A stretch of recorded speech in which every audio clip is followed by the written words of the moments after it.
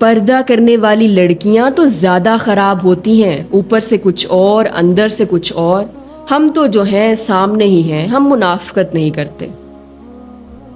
اگر میں آپ سے کہوں کہ مسلمان تو ہوتے ہی دہشت گرد ہیں تو اس پر آپ کیا کہیں گی؟ آپ کہیں گی کہ نہیں ایسا نہیں ہے، اگر کوئی ایک مسلمان داڑھی رکھ کر ٹوپی پہن کر دہشت گردی کر رہا ہے تو یہ اس کا ذاتی عمل ہے، اسلام دہشت گردی نہیں سکھاتا، آپ سب مسلمانوں کو دہشت گرد نہیں کہہ سکتے۔ تو میری بہن یہی سیم رول پردے پر بھی اپلائی کریں۔ اگر کوئی لڑکی برقع پہن کر پردہ کر کے غلط کام کر رہی ہے تو اس کا ذاتی عمل ہے۔ پردہ جو کہ اللہ کا حکم ہے، خود کو کور کرنا اللہ نے قرآن میں کہا ہے، وہ یہ تعلیم نہیں دیتا۔ جو پردے کے صحیح معنی اور مقصد کو سمجھتی ہیں وہ کبھی بھی غلط کام نہیں کرتی اور ان کا کریکٹر واقعی سٹرونگ ہوتا ہے۔